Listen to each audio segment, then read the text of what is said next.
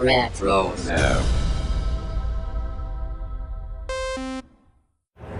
Hi, this is Emily Swallow, the Armorer in The Mandalorian. You're listening to Dennis and Jay on Podcast Stardust. This is the way.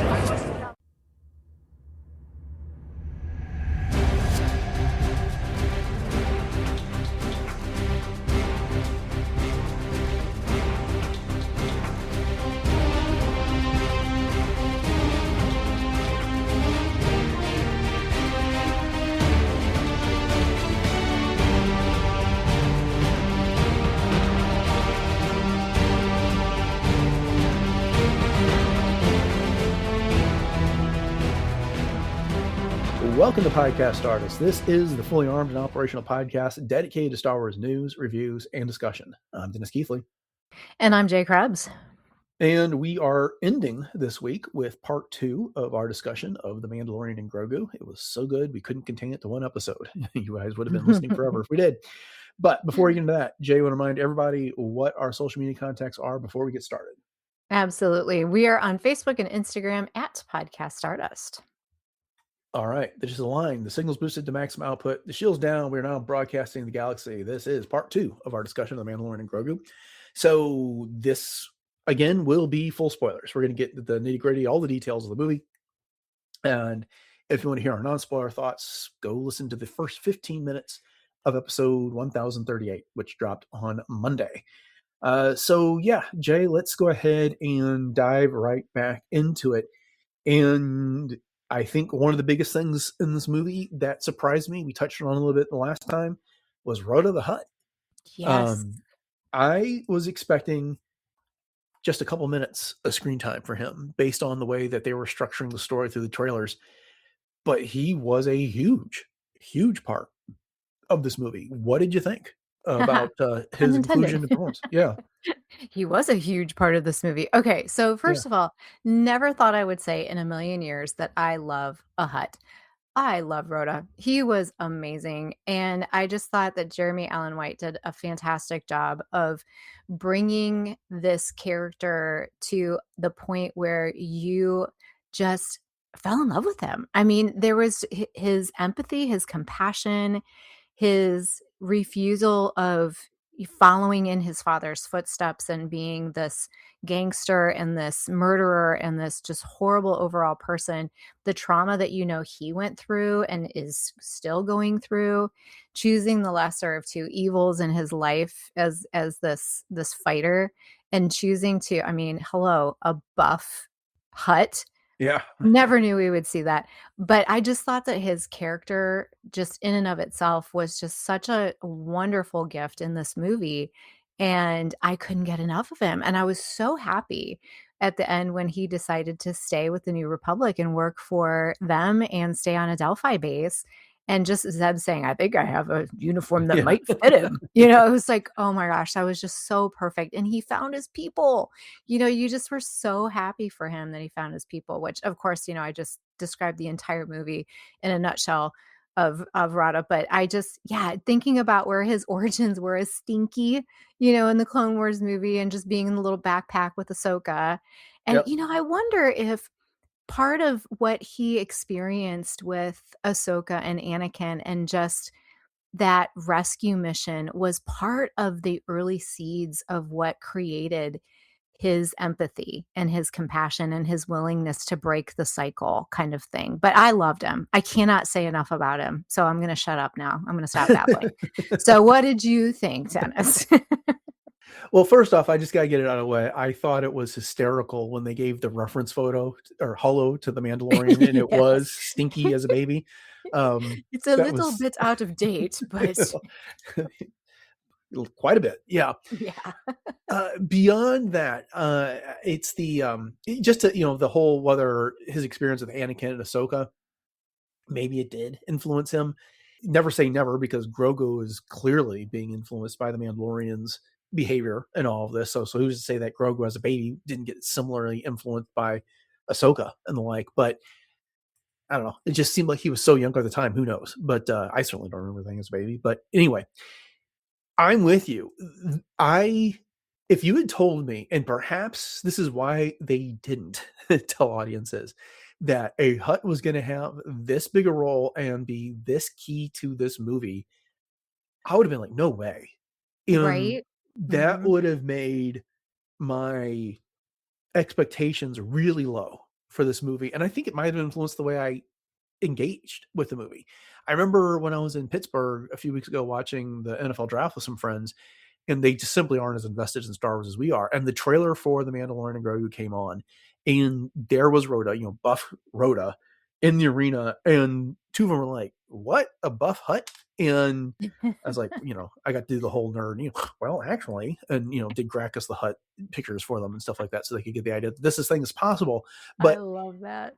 yeah, and so, but yeah, I'm with you. It just is I think that's one of the great things that happens frequently. With some of the best Star Wars creators is they turn the conventions on their head, and Mhm. George Lucas is on record saying, don't be afraid of the cliches. They're cliches because they work. But the other thing that happens with a cliche is once something gets developed as a cliche and you turn it on its head, it makes it interesting, especially Yes. when you make it believable. Yeah. And Rhoda was believable, and I am so glad that they had him start speaking Huttese and then drop that and let him speak Mhm. English, or basic as it would have been in the Star Wars galaxy throughout, so we could understand him.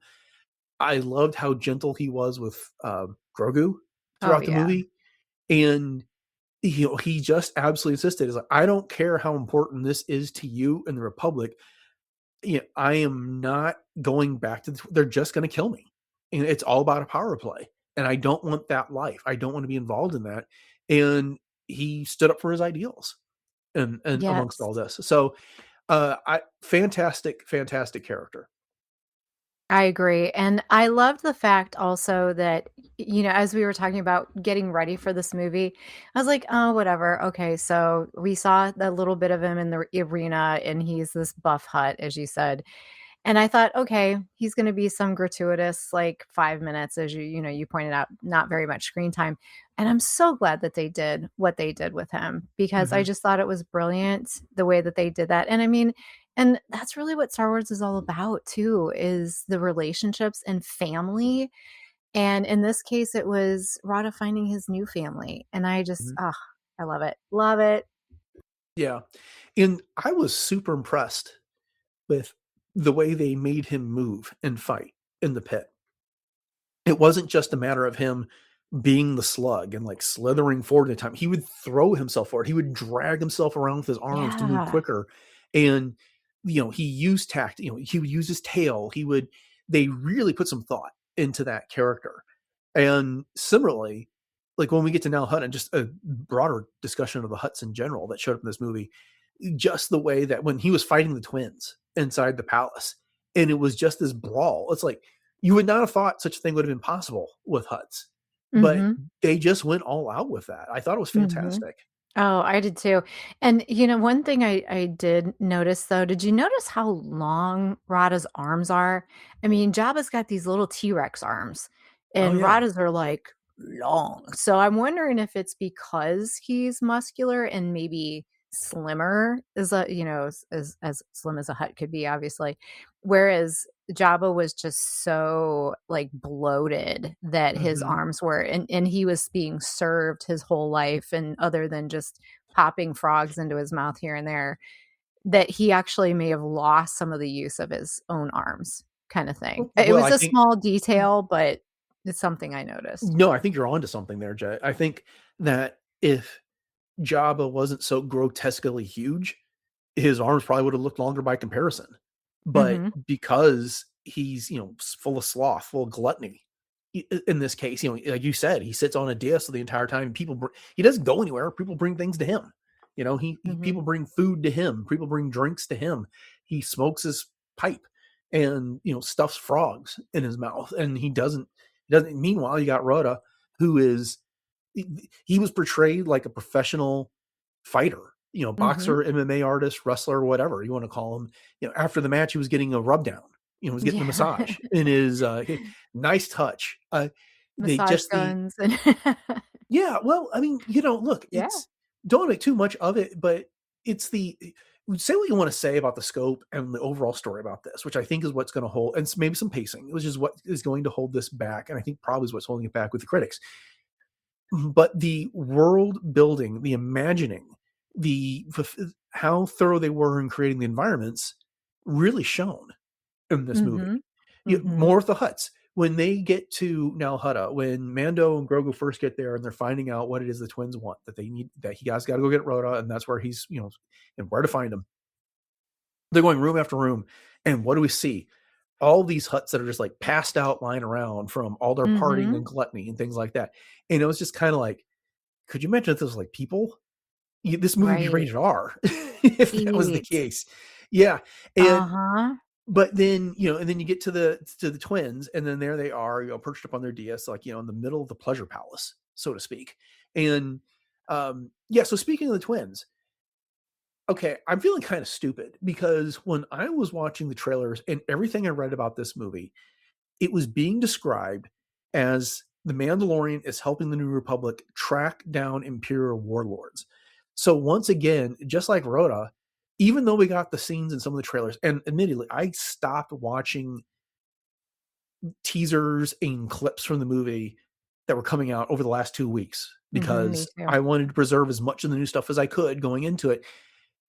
I was not really expecting the twins to be the villains, the central villains of this piece. I really thought that they were just a obstacle to overcome on the way to getting some other Imperial warlord on this. And well, technically they were. They ultimately were the bigger villains personally for the Mandalorian and Grogu. Mhm, and I do think that was a very exciting and well thought out twist Mm-hmm. because I didn't expect that either, and it was very unexpected, which I think is beautiful because so many people try to predict what's gonna happen, and then when they're right, they say, "Oh, yeah, that was so predictable."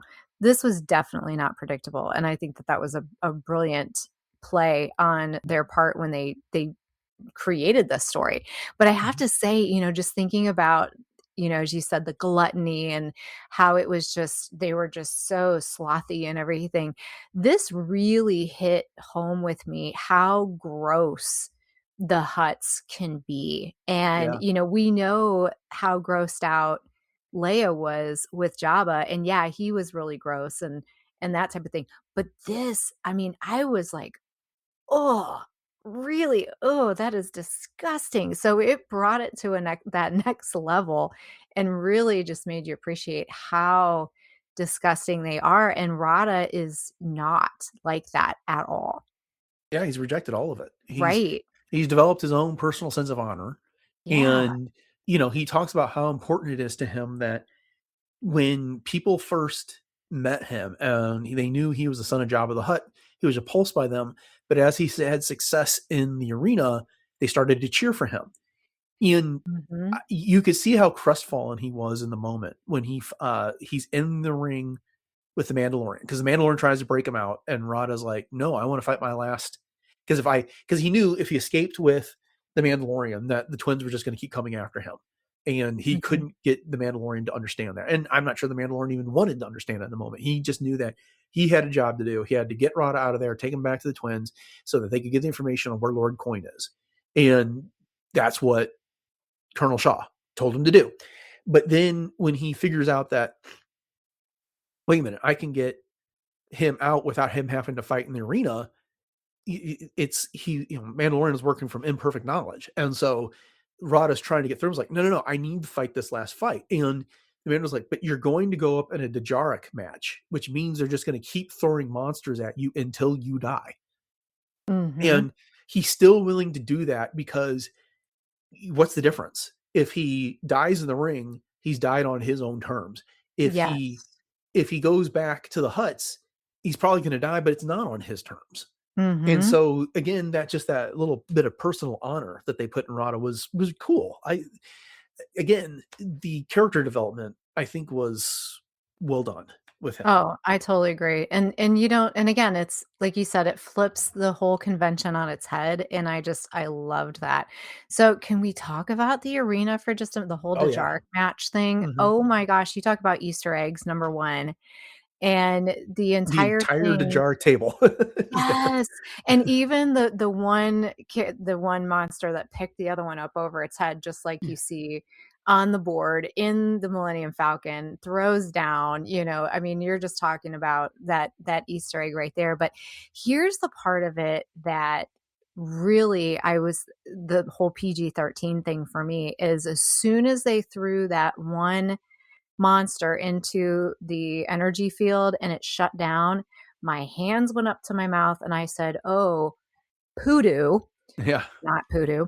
And I knew what was going to happen. And then when those monsters just started coming up into the crowd and then getting out into the streets, I was like, "Oh my gosh, oh my gosh, oh my gosh." It was so cringy. And I thought for little kids, that's a lot. That was a lot to handle.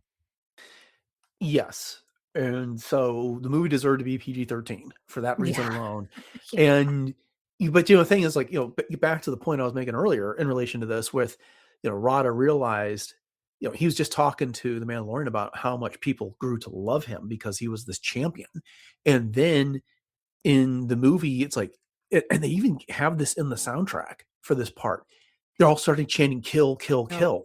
yeah. Yeah, and I he think he made realizes it that close. they only like him because he's bringing death and destruction in this Yep. case, and they're just as happy to see him die as Mhm.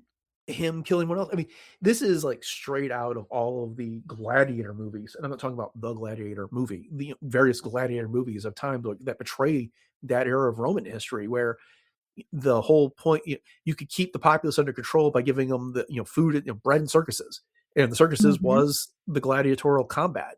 And this warlord has got everyone underneath his thumb. What was the name of the planet again? You said it earlier, and I keep forgetting it. Sakara? Yeah, Sakari. Sakari, thank you. Yep. And but he gives them this combat to pacify them here. And Yes. so, they start rooting for Rhoda to die because Coin stands up and says, Roy, yes, Rhoda has won. I can't remember how he put it. It's like, and he's run his opportunity to die or something like that. And Yes, everyone goes he's wild. won his chance to die. Yeah. Yes. And so then when they do take down that energy field and the monsters go into the crowd, part of me had like no sympathy for those people. It was the people outside, like True. Yeah. the Rhodian mother and her Mhm. child that end up having to run for the monsters. Them I'm sympathetic for, but Mhm. everyone else just root for bloodshed in the arena, not so much. But Mhm. Yeah, and I think it was at that point too that Rada was like, "I'm no different from my father if I continue to do this. If I'm only good for bloodshed and death." And then that's when he and Mando kind of teamed up and, the whole back-to-back thing, very cool and going at everybody. So yeah, that was awesome. yeah, and I'm also that's another one of those things that I'm glad they hid from us in the trailers because we saw the Yes. one monster from the Najaric table, and I need to learn those names, and I just don't. That's a blind spot in my nerddom. But anyway, the so we saw the one, and the way they sold it in the trailer is like they're just trying to get away from it. But no, it was a whole pursuit of Rada because once he got out Mhm. of the arena, it's like, yep, gotta go. Sorry, I can't go back to the Yep. twins. And so that was a cool scene. And I did like the combat. As we were talking about in the first part of our review of The Mandalorian and Grogu, is just how competent and skilled they made Din Djarin in this movie. And it's shown through here as well, because Mhm. twice he had the sword up against Rada's throat in this Right. thing. And he finally, his solution was just to yield in Mhm. this, which, and just like a Roman emperor, Coin is like, not so much. This is just bring on no more combat there. So, There was a couple things I will say with Din and his armor and his helmet and things that I was like, "Oh, I don't know if this really does this add up or am I just not seeing this correctly?" When he was overcome by the toxins in the beginning, because I think about, what Finn says they're supposed to filter out smoke, not toxins, but I thought that Din's helmet did do that.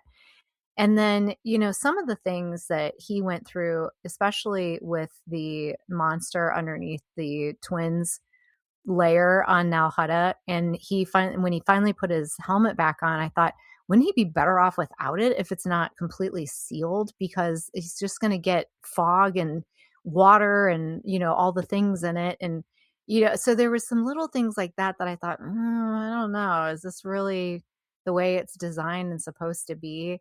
And even when you're not thinking Rada, like a like, Mandalorian, though. That I think was it comes down to. I mean, if okay. you're child of the watch, you want that helmet on, Yeah. right? Yeah. But And who's seen him at that point? The dragon snake? I mean, yeah, yeah, yeah. 'cause the twins have already seen him, so who Well, else is there? I'm not even saying I'm not even saying at that moment he's worried about his identity. It's just that The whole idea of it, 99% I get of the you. time he has his helmet on, and the only Uh-huh. time he takes it off is really to eat. So, Yeah. he probably felt naked without having that Mhm. on. And so, here's the thing about the armor that's while we're nitpicking that, it's like playing a video game or a role-playing game in that your character has armor on and therefore it gives them a buff against certain type of damage. Mhm. But then there's other moments like where it just, it, you know, it, there's things chomping on his head, just like the Rancor in season or in the Book of Boba Fett that kept trying to bite his head, but the Beskar was protecting him here. Mhm. Mhm. Similar type things were happening in this movie. The Beskar is like, yes, it's going to protect him if you get shot there or someone tries to stab you where the armor's on, but it seems to like conveniently always protect him except for when the plot required that it didn't, if you know Right. what I mean. And Yes. with the dragon snake biting him there and poisoning him and the like. Mhm. So yeah, Mhm. I mean, that's my criticism in that sometimes the way the armor was used made it feel a bit more like a video game than an actual action adventure, but the plot's the plot. So Mhm. Sure, sure. yeah. And speaking of honor with the helmet being on, just I know this is jumping ahead, but for Grogu to respect that when he was trying to nurse him back after Mhm. his, poison, Yeah. and he could have taken his helmet off, but he chose to not do that and respect the fact that he knew that Din would have wanted him not to. It's a good thing he didn't. So many times he tried to put him in that little hut that he built out of the mud. He Oh kept smacking gosh. his head. Clunk, Which okay, while clunk. we're on the subject of it, twice would have been enough. It was a little overdone after that, I thought, Oh, but yeah, but the 3rd time is what made it really funny. So oh my gosh. that was kinda Really sweet. I don't cute. know. I liked it. It was, one of my boys, I can't remember which one, was it DJ or Alec, who pointed out, it's like, "When you're whatever that species is, you just gotta make a hut out of mud when you find yourself in a swamp." I Yoda does it guess. on Dagobah, and It's Grogu does true. it here on Nal Hutta. So, um, while we're skipping around, the what is it with huts and building trapdoors that lead to monsters? You Yeah. know, okay, granted, Jabba took over the Bomar monk monastery, and then they just put a Rancor in the dungeon there. But did his cousins just get jealous of that? So they put a dragon snake in the basement of their palace? I don't know. But Perhaps. Or I they mean, just happened to build the palace, like, over its habitat, and it was just a convenient little, yeah, addition to their real estate. yeah. Well, whenever I get my in-universe villains guide, I will note that if they don't have the notation there, that if you're going to visit the huts, watch out for the trap door. That There it's you not going to go. be complete. There you go. I did like that snake, though. I thought that that was one of the coolest creature additions that we've gotten. And of course, Star Wars always knocks it out of the park with the creatures and the critters, as I was saying, in last episode and whatnot. But that was a really, really cool monster. I liked it. Yeah, I mean, it was so much more deadly than the one Obi-Wan fought in the Clone Yeah. Wars. Yeah. And, you know, the, and I guess Cad Bane, like, shot one in the eye or something along the way, but was a cool fight in that thing eating the twins at the end of So the movie, perfect. and And the then, like, two lumps. yeah, as it swam around, you saw the big 2 lumps were there. I was like, "Oh my." Well, you were talking about cringy stuff. I was like Mhm. "Ooh, that was almost a bit much," but That was still, cringy. Oh, yeah. yeah. It's kinda like, when Jabba was trying to feed Luke to the Sarlacc and talking about, slowly digested over 1,000 years. Well, they're not gonna last that Mhm. long inside the dragon snake, but still. They Um, will have some, definite torture for a while. mhm, mhm. What did you think about that whole new way of rectifying having your helmet removed that the Mandalorian brought up? When Embo brought him to the huts and they and took off his helmet and they were talking, and I guess it was the brother. I looked it up. The twins don't actually have names. They're just referred to as the brother and the sister on the databank Interesting. and Wikipedia. And I could have sworn they were given names in the I Book of thought that Boba they Fett. were too. Yeah. Yeah, but there was no names listed anywhere that I could find, and I didn't feel like loading up the episode because I didn't have time. But Mhm. regardless, and the brother like points out, it's like, we'll have like the satisfaction of voice knowing that we are the ones that shamed you. in this situation. And Din Djarin's response is like, not if you're dead. And Mhm. it's like, and as the point is like, yeah, I don't have to worry about this if I kill you all. And at the end of the movie, they're sitting up there and he nearly does shoot them, execute them in order to protect that honor. I'm glad the dragon snake ended up getting them, but I guess it does tell us something about Din Djarin's character, that as much as we like to think of as a hero, there is this underlying part of his Mandalorian honor that would maybe make him do things we wouldn't necessarily approve of.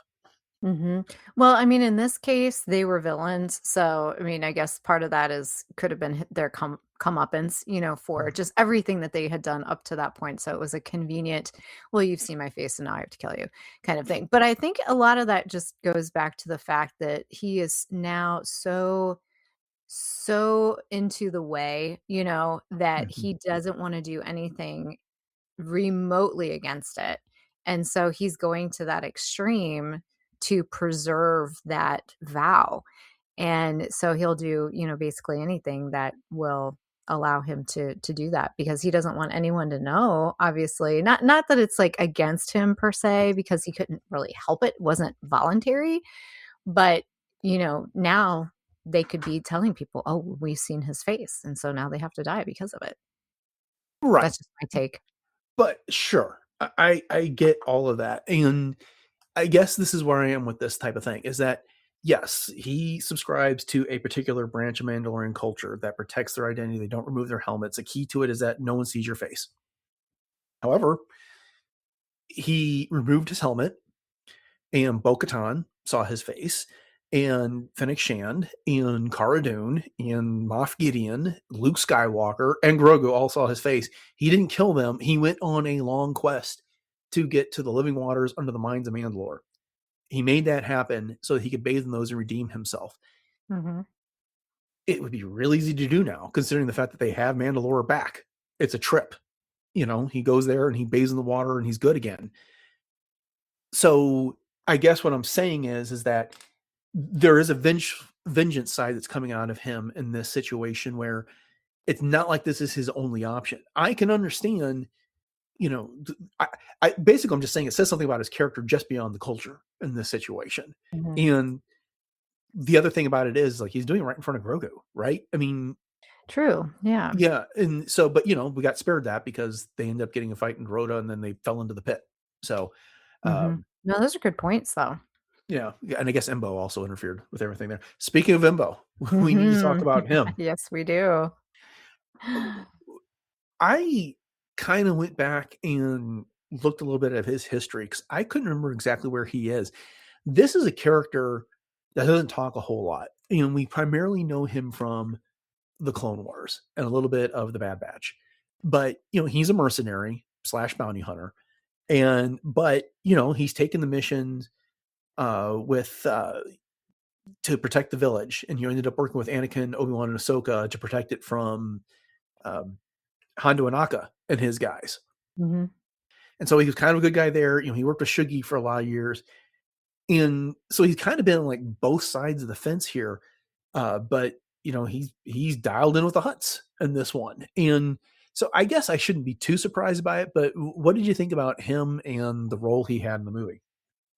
I thought it was really cool. I honestly wish I would have seen a little bit more of him, but that's just my selfishness coming through because I think that he definitely served his purpose in the role that he was given.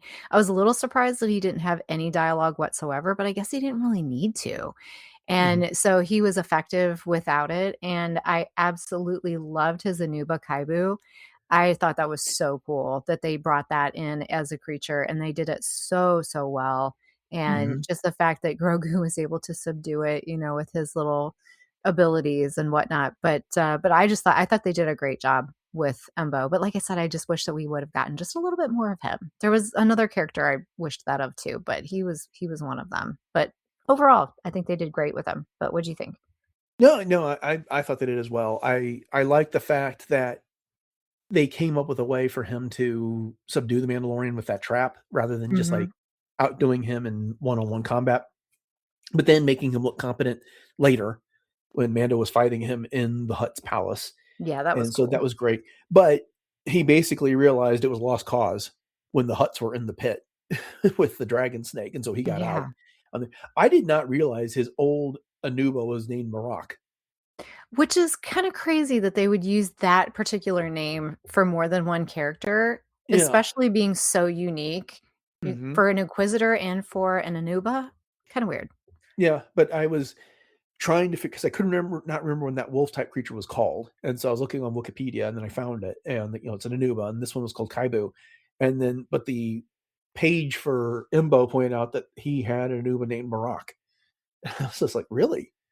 Yeah. Okay, but it's like the same guy, Dave Filoni, is naming both these characters for the most part, or That's what I'm overseeing this. saying. Yeah. Yeah, I Yeah. mean, we've had other instances where something has been like the name Voss, has been, Mhm. Dryden Voss, Quinlan Voss, but that's like Right. different people That's making a and writing those surname, characters. Right. so you could Yeah. see maybe where that would go.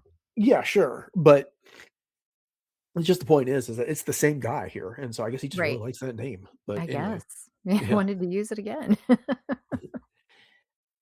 The okay. So when Mando and escapes with the help of Grogu and then Zolans from the palace on Nal Hutta, he's poisoned. And Grogu, builds the little hut over him and then is looking at, heals the wound itself, but can't heal the poison with his little force abilities. And he finds the little swamp hermit. And I had to look this up because it's not on IMDb. And anyway, but his name is Gattori. Okay. And he was voiced by Stephen McKinley Henderson, who seems to be getting some good roles lately. He was just in Man on the Inside, which is a show on Netflix starring Ted Danson. Beth was just watching it, and I saw some of the episodes while she was doing this fun show. But anyway, Cool. because when he was on screen, he was talking. There's a couple times like he sounds like Samuel Jackson, but that's not Samuel Jackson. Mhm. And it was bugging me. It's like that voice sounds so familiar, but I couldn't place it. And you could have given me 1,000 guesses, and I wouldn't have guessed it until I looked it up. But I like this character, but I think he needed a little bit more explanation in the Mhm. movie. What Yeah. did you think? Yes, this was the other one that I was alluding to when we were just talking about Embo that I wish would have had more screen time. And I think that they probably might have been able to do that, just with, like you said, just a little bit more explanation. But and I don't see them going back to Nal Hutta anytime soon to revisit this character. So it was kind of a aw, that's all we really got of him.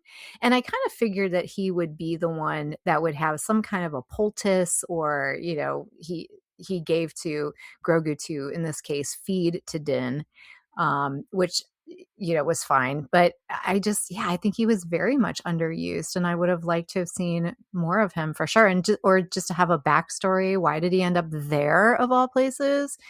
And he was unique enough that I craved just a little bit more. Yeah, I mean, other than he seems to be a good guy, and so he's helping Grogu out. I mean, I feel like he knew that someone was in his hut stealing a fish, even though he didn't turn around and see him. And then it's later, Sure. it's like, what does he say? It's like, me thinks you're the one been taking my fish. And we're, Right. oh, and as a side, that one frog creature swallowing Grogu, like getting revenge for amphibians everywhere in the galaxy on Oh, Grogu. yeah, I didn't think of it that way. That is so perfect. It's And a only great for description. Gattori to hit it with his slingshot. Um, Uh-huh. I will have to look into this at some point. I'm assuming, and I'm giving Jon Favreau, Dave Filoni, and I can't remember the third writer's name, some credit here, that they're tapping into some sort of hero's journey or mythological archetype by putting this guy in the swamp and helping Grogu out. That it wasn't just 100% a whim. Mhm. Because, you know, sure, and I mean, I know there's other stories where there's a hermit that like helps out and is kind of quirky or whatever. But this was an alien that I don't think we've ever seen before in any Star Wars. I couldn't remember seeing anything like it. No. But and you can just chalk it up to him being a good guy, but he helps out Grogu.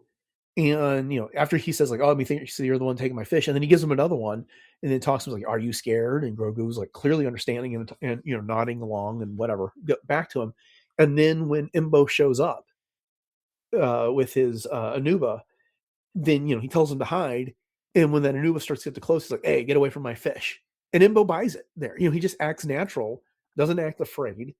And so, just this idea that, yeah, I don't know that they'll ever go back to Nal Hutta, but I could see like a Marvel one shot or something, or this character coming up again with some sort of story about why he's here on Nal Hutta doing what he does. That, I hope so.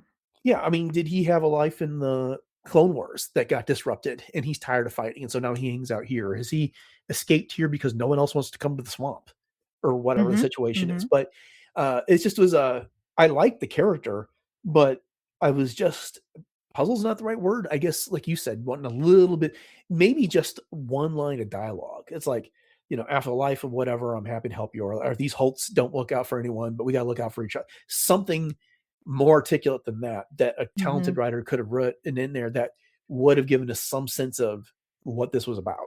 Yeah, and I was thinking, okay, maybe could he be a Jedi that escaped Order 66 and that's why he's here? And maybe we would get a little bit of him, using the Force or whatever with Right. Grogu, but obviously that was not the case.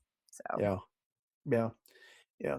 So, we've talked about Grogu a lot in passing, but we've not really focused on him over the course of either the last conversation or this one. What did you think about him in this movie and his growth?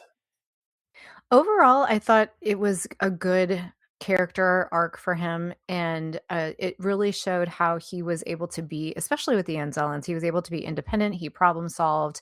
He was obviously, able to keep himself and Din alive during that whole instance with Din trying to recover. I thought that it was good use of humor overall. I did think that the swamp scene lasted a little longer than it needed to, Yeah. just because of the fact that, Din was out for like how many days straight. And then all of a sudden he's like up and just totally at 100%, on his health bar and going at the bad guys. So that was a little not as believable as I would have liked, but hey, it's a fictional story. But I was really hoping, because Mando dropped that breadcrumb at not at the beginning, but with Rotta, and he said he doesn't talk.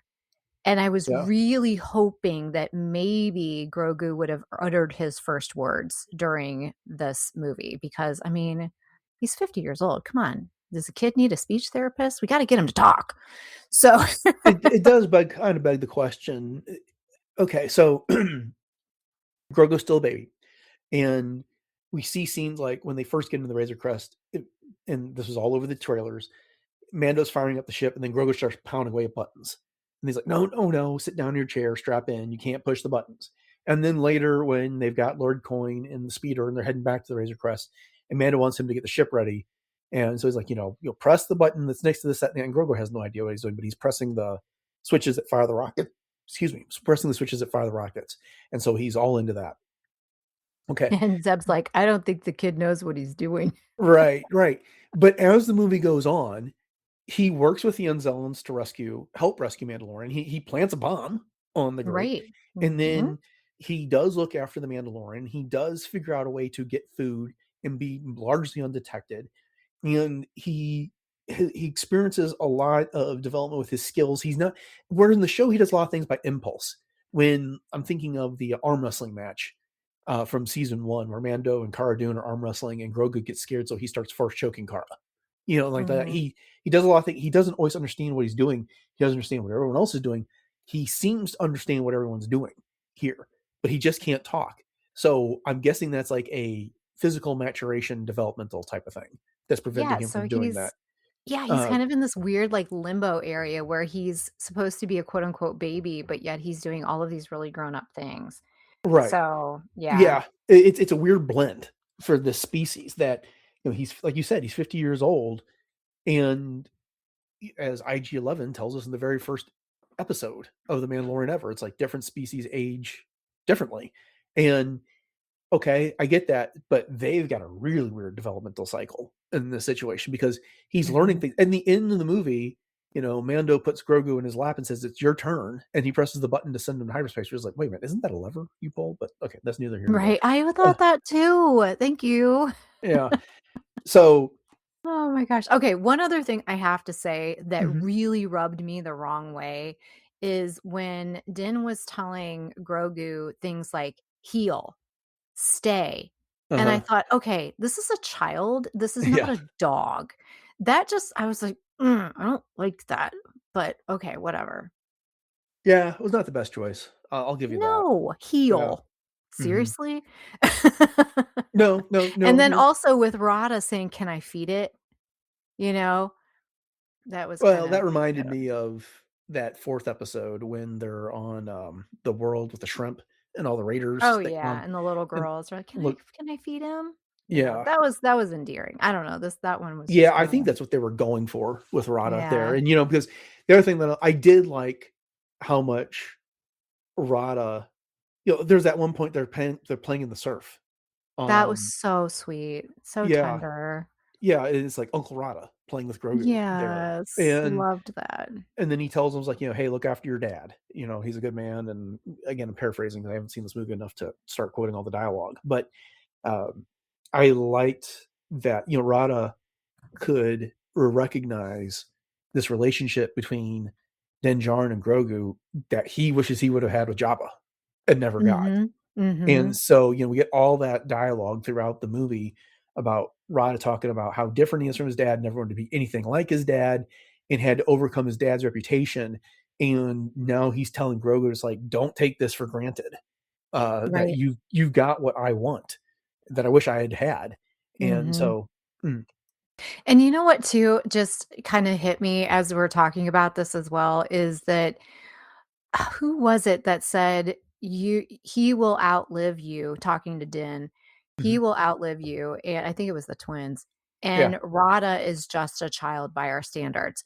So, could it potentially be that Rada will eventually take guardianship of I know he's I, a foundling, Grogu's a foundling, but at the same time, Rada is just a kid himself. I mean, he's more like a young teenager almost, an idealistic teenager at this point. well, I mean, sure, that's a possibility. We have no way of knowing one way or Right. the I other, know, but I'm it, just, it like, out there speculating. yeah. I mean, I'd have to say I doubt it. In the situation that as a foundling, if something happened to Din Djarin, he's probably going back to the Mandalorians. Right. And we've seen him have positive interactions with Bo-Katan. We've seen him have positive interactions with the Armorer. And so I would think one of those two would be the most logical choice for Mhm. guiding Grogu after that. And Yeah, I think 'cause I that's I where he'd don't think probably want to go. right. I don't Yeah. think Rada would be able to be a foundling. I don't maybe Zeb would have an outfit that would fit him, but I don't think a Mandalorian helmet would go I, you Could you know see what? Rada in a Mandalorian suit? Yeah, That's a lot of Beskar. I'm thinking back to all of the like season 2, season 3 images of Grogu in Mandalorian armor, and now the idea of Rada in a similar type thing. Someone's going to do it on ChatGPT, or they're going to get AI, or Oh, some talent. yeah. I hope some talented artist would just do it. But that would be Yes, uh, definitely. but that would be fun I know a to few see. talented artists that maybe they would sketch something up. Could you imagine? Like they were saying the amount of Beskar in this helmet and then everything that you're wearing. Could you imagine the worth of what Rada would be wearing in Beskar? Good lord, yeah, no doubt, no doubt. You could fund an entire like solar system with that. Yeah. So I think we've got through most of the big parts of this movie. Just a couple of things that were fun to discover that Anthony Daniels did have a role in this movie. He was a droid air traffic controller for a Delphi base. Did not know Um, that. That's so cool. yeah, I caught his name in the end credits, and then I think it listed exactly what he did on IMDb. So that was a fun thing. Also, Embo's ship, the guillotine, it had So cool. yeah. Well, first off, that's the same type of little fighter ships that Hondo had for his men. Mhm. In there, Mhm. and this particular ship was in the comic books somewhere. I saw an image of it online, but never in the Clone Wars or any of their animation. So I love that they went back to that ship and they gave it to us here in the movie. I thought that was pretty cool. Um, the BDX droids that we got to Mhm. see with Uh-huh. R5D4 on the Yep. Delphi base. I think that's interesting because in The Mandalorian, which time did he go to Mos Eisley, and Pelimoto had a BD-1 there, which is what these BD droids are modeled after. Right. Right. So And they must have so, just, yeah, it's kind of like the New Republic's answer to the mouse droid, I guess. yeah, but my point is that, the BD-1 droid came up in Jedi Fallen Order. Mhm. And then, of course, we saw him again in Survivor. And these BDX droids were basically their attempt to create something like that for both Galaxy's Edge and Disneyland. And you can see them sometimes in the Hyperspace Lounge on the Disney Wish. And they brought those into the movie, even though they made the digital BD-1 character for the show. So, Ah, that's a fun nod though to the yeah, real life parks and yeah, the Wish. I think that's exactly why they did it, because you Yeah. can now go see those things in the parks. Yeah, so that was I thought that was a fun kind of an Easter egg because they're barely in the movie there. Did you catch anything else? Any other Easter eggs throughout this? Oh gosh. I'm trying to think of, the arena and just all the things. One thing I did like, I have to say, the way that they actually figured out that Lord Janu was Lord Janu Coin Mhm. from Rada, because they didn't have his face to work with. And if it wasn't for Rada, they wouldn't have known that that was him, because I thought that Itachi that they had sitting there at first may have been him. And Mhm. then obviously he was the henchman. And I liked the design of the salt bar. I thought that was a cool Yeah. idea. That was that because so things that on different planets have different types of worth, and just the fact that the salt was so, prized there, and then Mando just drops it into the Itachi's Yes, drink. that move was Like, so I cool. don't care, and it just fizzles. That was Yeah, awesome. he dropped it in Hogsworth is the name of that Akachi, that was Okay. there, and, it was driving me nuts because they had in the IMDb, they had the actor that was playing someone named Hogsworth. I was like, "Which one is he?" And then finally I figured it out through another search. But yeah, one, it was cool seeing another Akachi. I'm trying to think, other than Sassy Teen, had we seen any other live action Akachi I don't in think Star so. Wars? And I don't think we have. So that Mhm. was a cool callback. I'm with you. It was kind of like the twisted version of the Tiki Room from Disney World or Disneyland, with the birds and things all up in the cages hanging from the ceiling. And Yeah. this Akachi's talking about, oh, how Grogu would look good in a cage up there. And then that's what they did with him after they knocked them all out. So you put him in that cage there at the arena. Mhm. Yep. So No, that was perfect. yeah, so that was a cool character. I thought that was the Yeah. Amani. So those were the creatures. There was one of those in the background at Jabba's palace, and then they unleashed them as they were kind of captive in the water that the twins were using in their palace, and then they unleashed them to hunt down Mando and Grogu through there. And that was a scene. That was like, I don't want to call it a horror scene, but it was it's kind of like one of those suspense type scenes. The way they just kept, it was almost like Jaws, the way they would come up out Mhm. of the water and fight. I thought that was a nice touch. Yes. There's a there was a comic that's now Legends, where their origins were described differently. And then it's a fun story where there's Imperials that are trapped on a world, and these things keep coming after them. And it takes one Imperial warlord to finally formally do some sort of surrender and negotiate to get to survive when his commander won't listen to him. Great story. I'm gonna have to find that one and share that That's out on the cool. link at some point. Yeah, it was a good Yeah. story. But but I like seeing, and the way they do that rolling, it's kind of like they were the model for the droidicas in a way, Oh, because at one yeah. point you saw them like curl up and roll across the ground. Mhm. And they were very much almost like a piranha with a cobra hood. Mhm. And so anything I freak out with anything that comes with water and drowning. I like to swim, but that kind of stuff just like, ugh. Yeah, you talk about horror movie. Oh, one other thing I did like, the battle droids and the repurposed droids that were in We've the not talked about the castle. Droid Gotra. Yes, we have to talk about them. I'm glad you I brought that up. loved the droid refabs, and the Yeah. fact that, like, some of them were looking very, like, they had the capes with the fur. I think about apple bottom jeans, capes with the fur. Sorry. But that's so cool. Yeah, and then let's talk about the Droid Gotra. Okay. So this was created by James. Well, no, they originally were intended to be used in Star Wars 1313, that game that got canceled, was it Oh, yeah. 10, 15 Mhm. years ago at this point. Mhm. And then James Luceno included them in Tarkin, and then they were also in the Most Wanted book a little bit. But largely they've been getting mentions everywhere. They've got mentioned frequently in Dr. Aphra. they have not shown up on screen anywhere. This was the first time. And this was cool because originally they were repurposed battle droids that were protesting the way that the Empire was treating them after the Clone Wars. And their history gets murky. There's been some sources that say they were around before that. But I think they were in the Jedi games as well, Fallen Order and Survivor. They at least made an appearance there as well. Mm-hmm. But to get them in this movie and to pull that section of lore out there, going back to our conversation about how like they dropped Easter eggs and references in every aspect of the movie, they really did. I mean, this was a deep cut. You didn't have to know anything about them in order to appreciate their presence here. But yeah, Jay, you're right. The super battle droid, the modified battle droids. There was one that had a KX head, like a K2SO on it. Yep. All of those were so cool. Yes. And I love, of course, I love droids. So it was just really awesome to see that they were using them as their army, essentially. Mm-hmm. Such a great idea. Yeah. We're getting into all these details and all the references from everything else. And I liked the movie. I really did enjoying it. I'm just trying to compartmentalize how much of it is like all the deep cuts and references and stuff like that. And I think it enhanced my enjoyment. I don't think it like is like the big reason for my enjoyment is what I'm deciding.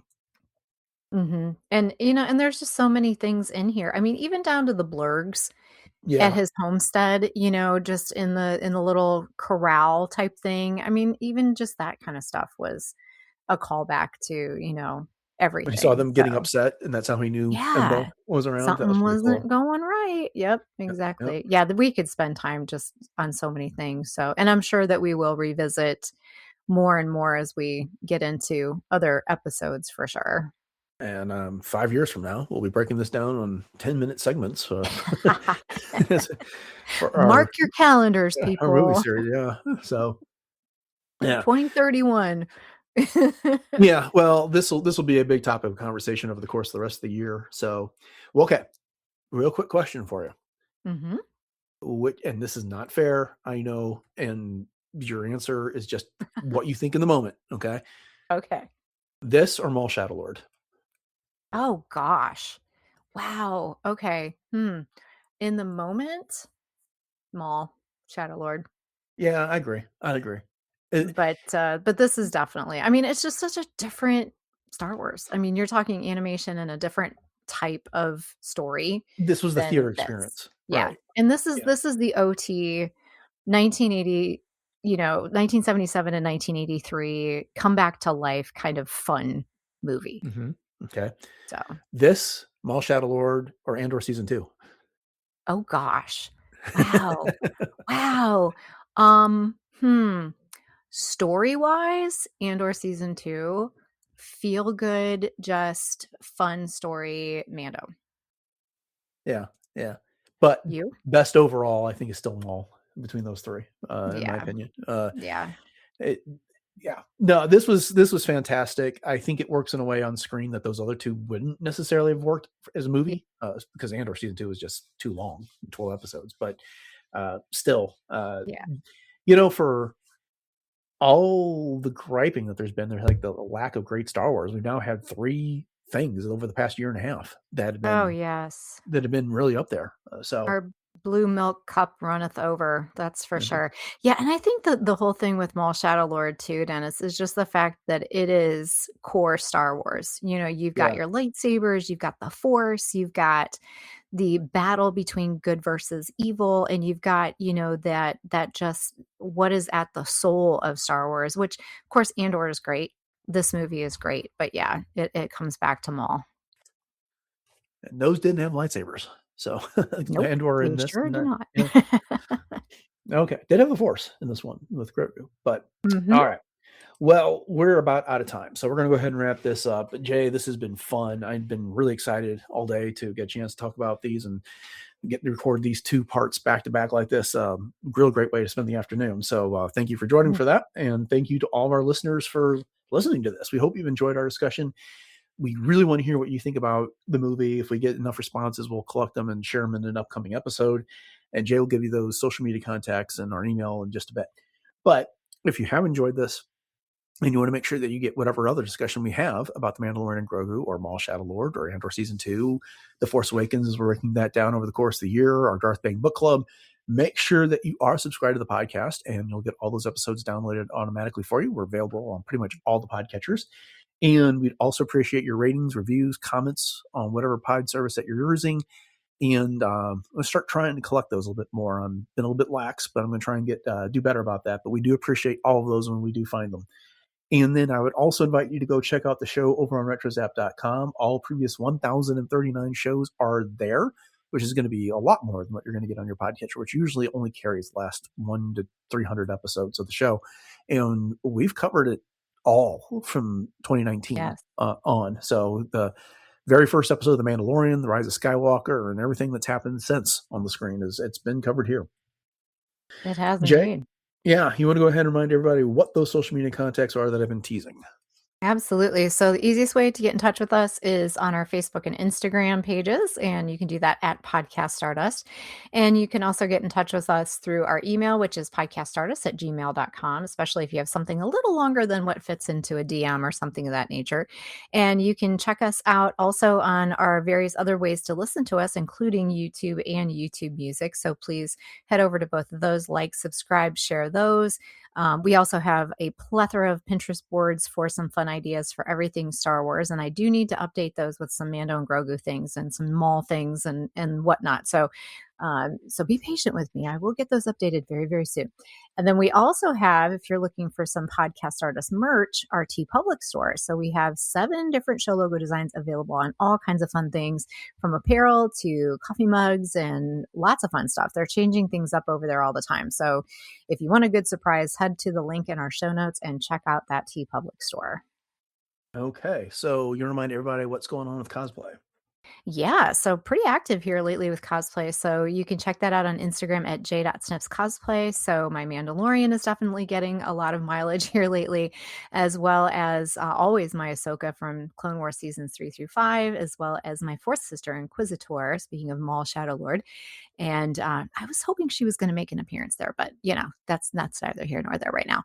And then a lot of other fun things too. So once again, that's at j.snipscosplay.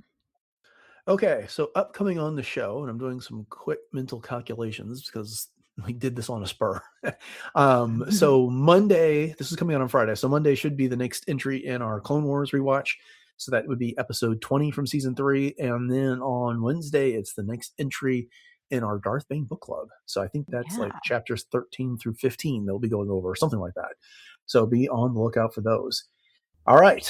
Thanks for listening to episode 1040 of Podcast Stardust, everyone. Have a great weekend. And until next time, may the Force